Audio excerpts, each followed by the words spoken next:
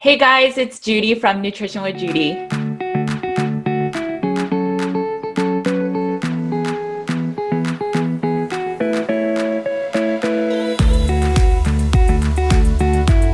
Okay, thanks for joining me today. For those of you that don't know me, my name is Judy Cho and I am a nutritional therapy practitioner.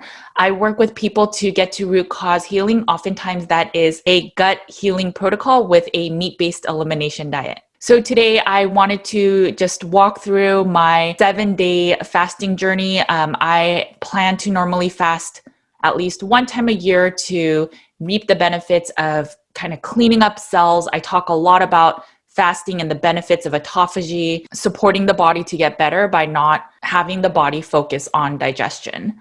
Now, the intent was to get to 7 days, but I actually only made it to about close to 5, but I'd say technically 4.5 days. I still think it's good. I think 3 days in is still considered where you are really starting to clean up a lot of your cells. So let's get into the video of my little vlog on my 7-day experience.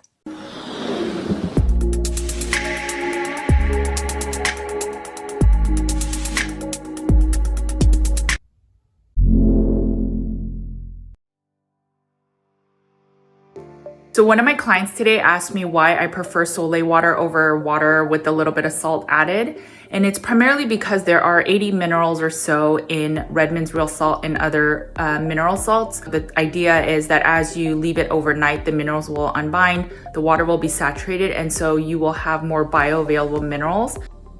So I'm just going to show you how I do it. So you see here, the salt is on the bottom, which means that most likely the salt has now saturated the water.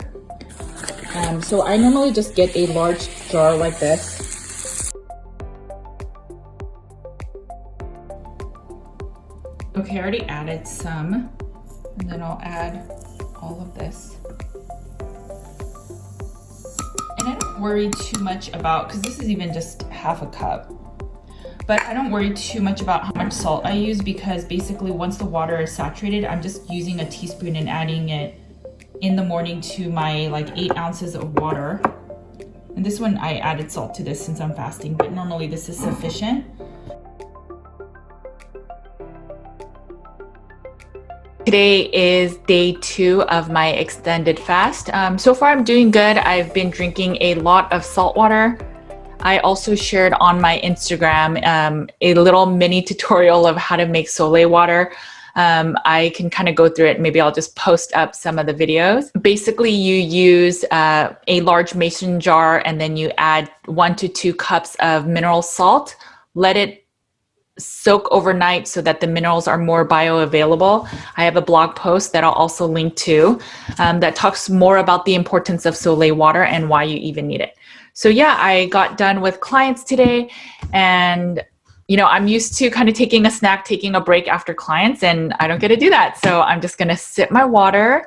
I did have a little bit of black coffee today. I don't think it really makes a big difference. It's just a habit of mine. So I am going to see how I feel. I think normally the 2nd day is the hardest for people that fast, and your hunger hormone also is at its peak on day 2, and then it kind of gets easier on day 3. So we'll see.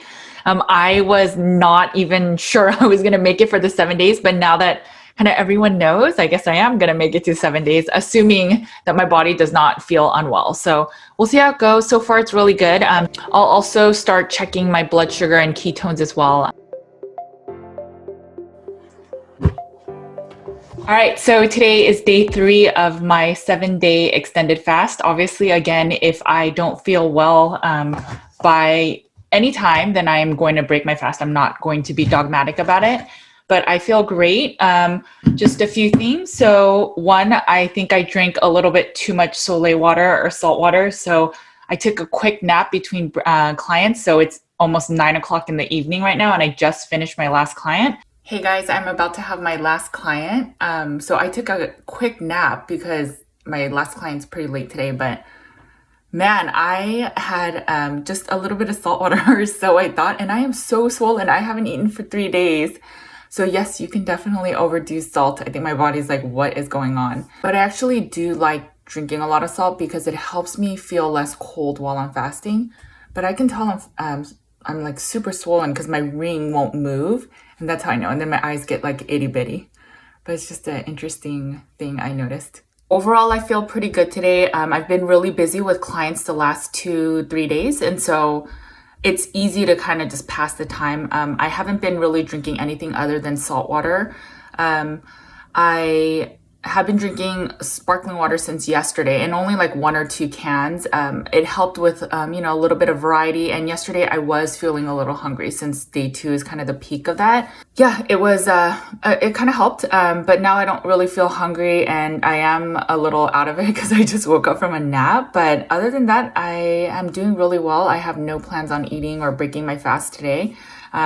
In general, I don't mind drinking more salt. I noticed it just helps me feel warmer. So one thing that I always experience when I fast is I feel colder. Not everyone goes through that, but I definitely do. So I'm wearing socks. I have like a blanket, and I'm usually wearing a scarf. But I normally don't need any of that, and I normally don't have the cold hands and feet. So normally that's related to not eating enough, thyroid imbalances, and I don't have that. I used to have that when I was plant-based. I've also added a little bit of iodine drops to my water. So lately I've just been drinking some water with Soleil, maybe about 8 of these a day, maybe a little bit less. And then today I added a little bit of iodine. So while I'm detoxing, might as well also detox some bromide. I did not do the selenium, so I didn't add a ton of drops. I probably used only like 2 to 4 instead of maybe the 8 sometimes I've been trying. I read that coffee can actually inhibit some of the benefits of fasting. It's not a ton, but just if I'm going through the whole process of not eating, I might as well feel more of the benefits. So normally I have about 8 to 12 ounces of coffee, just one Keurig a day. But today I probably had a quarter of that, and I just decided not to have it because again, I'd rather have just the most benefits of this fast. So that's it. I've been having some Soleil water and a few drops of iodine today. And then I did have 1 can of sparkling water. Since the can is cold, I get colder and I don't like it. So I like that it's bubbly and it's kind of a variety. But in general, that is all I've been consuming. So this is day 3. Day 2, I did feel hungry, so the sparkling water really helped. My husband has been such a champion. He's gone out and got me sparkling water, and then he has been doing all the cooking with the kids because I'm struggling a little bit more this time in terms of hunger than I have in the past. And I think it's because I haven't been checking ketones as much and I've just been really busy. So I just kind of eat whatever I can eat. And then maybe my blood sugar is a little bit higher than I thought. Last night, I woke up a couple times. I did fall asleep with the kids, so that could have been it. They like to wrestle in the middle of the night. And so maybe they hit me and I have no idea and I just woke up. I usually sleep through the night and never wake up. But last night I woke up a few times with a little bit of kind of anxiety, which is not common. So I'm guessing it's a little bit of the fasting. So I'm sure my cortisol is kind of like, where's the food? What's going on? But overall, it's been good. I've been really busy with clients and I knew that. So I intentionally chose the fastest week. I know that this week and then next week or the next 2 weeks are really, really busy. So blood sugar, when I first started the first night, it was in the highish 90s after eating. Okay, so I just had my last meal a few hours ago. And then I'm gonna check my blood work. Let's see if I could do this.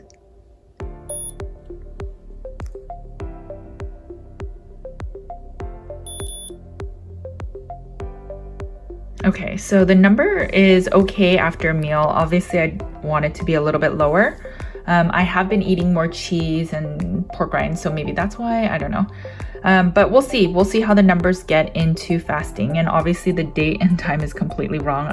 And so I checked my blood sugar earlier this morning and it was pretty low. You can see that there were different markers, ranges. So you can't fully depend on one machine to be fully accurate, but it will show you trends. So that's why I do like the CGM in the sense of it can show you trends, but I do not think it's accurate. So I am going to check my blood sugar. And again, it's 9 o'clock at night. So it'll already be kind of low. I did take a nap probably for 30 minutes before a client. Okay, so I'm